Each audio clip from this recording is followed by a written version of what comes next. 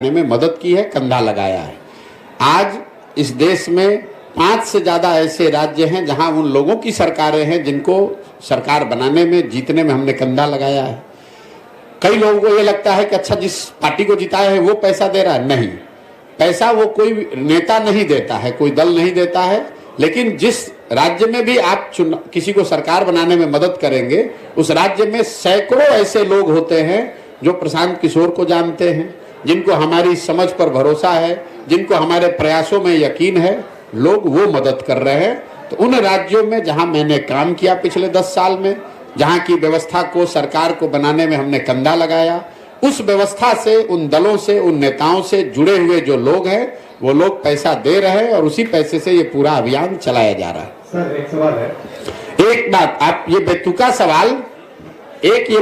सवाल अगली बार जदयू से और राजद से भी जरूर पूछिएगा। पत्रकार और मास कॉम के एथिक्स की आपने बात की है, मैं एक बार अपना फुटेज हमको दिखा दीजिएगा जिसमें आप ये पूछ रहे हो तेजस्वी यादव से कि राजद को राजनीति करने के लिए पैसा कहां से आता है, अपना बर्थडे एरोप्लेन, चार्टर्ड प्लेन में मनाने के लिए पैसा कहां से आता है, नीतीश कुमार को धंधेबाजी करने के लिए पैसा कहां से आता है। ये सवाल अगर आपने नीतीश कुमार से पूछा होता तो मुझे और खुशी होती, लेकिन आप हमसे सवाल पूछिए, आपका हक है, हमको जवाब देना भी चाहिए, लेकिन ये जवाब सबसे मांगा जाना चाहिए, सिर्फ जनसुराज से। दूसरा न दे तो भी मैं दूंगा। सुनिए, दूसरा कोई न जवाब दे फिर भी मैं जवाब दे रहा हूं, लेकिन पत्रकार होने के नाते आप गिरिराज सिंह से भी पूछिएगा, यहां पर डॉक्टर तनवीर से भी पूछिएगा और नीतीश कुमार, लालू यादव से भी पूछिए, तेजस्वी यादव से, कि आप लोग जो राजनीति करते हैं, प्रशांत किशोर तो कह रहे हैं कि दूसरे राज्य में जिसका मदद किए थे वो पैसा दे रहा है, और बिहार में तो कम से कम कोई खड़ा होकर माई कलाल नहीं कह सकता है कि हमने 1 रुपया भी किसी से लिया है जीवन में। लेकिन राजद और जदयू को पैसा कौन दे रहा है, इस पर भी मैं सोचता हूं कि पत्रकारों को इतनी हिम्मत तो जरूर होनी चाहिए कि एक बार पूछ के तो दिखाइए। जवाब तो आपको जीवन में नहीं मिलेगा। सुनिए, ऐसा है, जवाब तो आपको जीवन में नहीं मिलेगा, लेकिन इतनी हिम्मत दिखाइए। लालू, नीतीश, तेजस्वी से तो आप पूछ भी नहीं पाइएगा क्योंकि वो आपको पूछने नहीं देंगे। कम से कम उनके जिला अध्यक्षों से पूछिए कि तुम्हारे पास पैसा कहां से आया। नहीं, आपका जवाब एक सकारात्मक पहलू है। यह सवाल जानबूझकर पूछा गया था, ये एक सकारात्मक पहलू है जनसुराज के पदयात्रा से संबंधित। बिल्कुल, और मैंने ये भी कहा है, बिल्कुल आपका स्वागत है, मैंने ये भी कहा है कि जब जनसुराज अभियान खत्म होगा तो इस पूरे अभियान पे जो खर्च हुआ इसका बाजाप्ता पूरा डिटेल जारी करेंगे कि 1-1 रुपया कहां से आया और बैंक के माध्यम से कैसे खर्च हुआ। आपको क्या लगता है कि जिस देश में अभी आप एक छोटा सा मुखिया का चुनाव लड़ते हैं तो आपको प्रतिद्वंदी आपको चलने नहीं देता है, हम आज 16 महीना से इतना बड़ा अभियान चला रहे हैं, हम एक गलती करेंगे ये लोग हमको छोड़ देगा, हमको जिंदा गाड़ देता अभी तक। उसको कोई उपाय ही नहीं है, उसको कोई उपाय नहीं है, क्योंकि उसको मालूम है कि हम पर हाथ नहीं रख सकता। हम आज तक किसी पब्लिक ऑफिस में नहीं रहे हैं, किसी से धंधेबाजी नहीं करते हैं, पैसा नहीं लेते हैं, अपनी विद्वता से, अपने अनुभव से लोगों की मदद की है और उनसे कह रहे हैं कि मदद करो। देश के सबसे गरीब और पिछड़े राज्य में लोगों की व्यवस्था, उनकी जिंदगी सुधारने के लिए प्रयास कर रहे हैं, मदद कीजिए, और लोग मदद कर रहे हैं। सर एक सवाल है, आप सर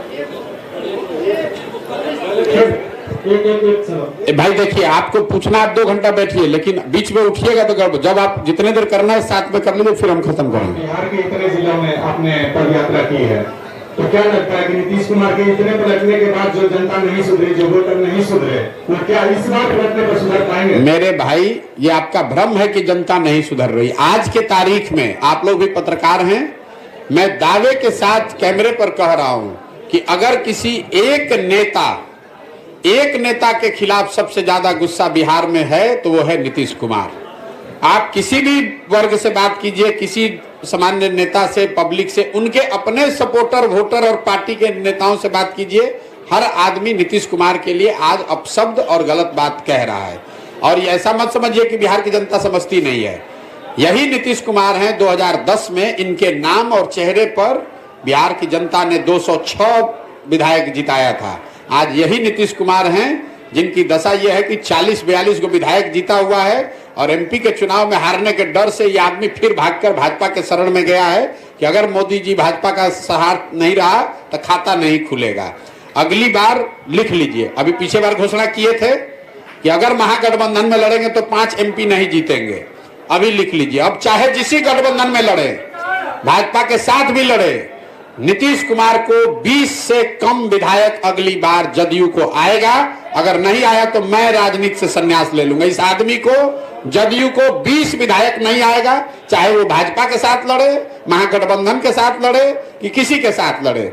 बिहार की जनता इतनी बेवकूफ नहीं है, जनता इतनी व्याकुल है आज कि वोट किसी को दिया। ये आदमी पलट पलट के, आप समझिए जनता आज कितना असहाय फील कर रही है, वोट किसी के नाम पर लिया। ये आदमी अपने आप को इतना चतुर समझता है, ये चतुर नहीं है, धूर्त है। नीतीश कुमार निहायत धूर्त आदमी है जो पूरे बिहार के 13 करोड़ जनता को धूर्तता से मूर्ख बनाकर उसको ठग रहा है, और इसका पूरा सूद समेत हिसाब जनता अगले चुनाव में करेगी। लोकसभा और खाली छोड़ दीजिए, सरकार गिराने में हम बोले थे कि जाकर उधर पलट जाओ।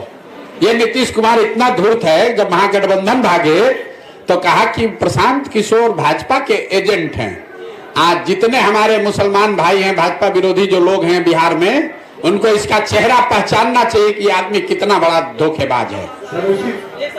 सर 25 की भविष्यवाणी लगेगा कर बीजेपी की भविष्यवाणी तो आप करते हैं? भविष्यवाणी नहीं करते हैं, ये तो आप जानते हैं कि प्रशांत किशोर भविष्यवाणी नहीं करता है। सुनिए मेरी बात, मैंने जीवन में सिर्फ एक बार, बिहार आने से पहले सिर्फ एक बार भविष्यवाणी की थी, बंगाल के चुनाव को लेकर।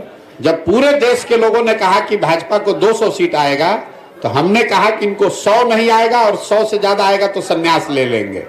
भाजपा को आया 77। मैंने बिहार में आकर दूसरी घोषणा की कि नीतीश कुमार महागठबंधन में नहीं टिकने वाला, अगर टिक के लड़ेगा तो 5 एमपी नहीं आएगा।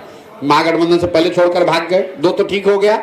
अब तीसरी घोषणा अभी कर देते हैं, जिस फॉर्मेशन में भी नीतीश कुमार लड़े, अगले विधानसभा चुनाव में नीतीश कुमार की दल जदयू को, चाहे भाजपा के साथ लड़े, महागठबंधन में लड़े, अकेले लड़ जाए, 20 सीट नहीं आएगा। अगर आएगा तो ये आप लोग सब रिकॉर्ड कर रहे हैं, नोट करके रखिए, मैं जीवन में अपने काम से संन्यास ले लूंगा। बिहार की जनता के विद्वता पर मुझे इतना यकीन है।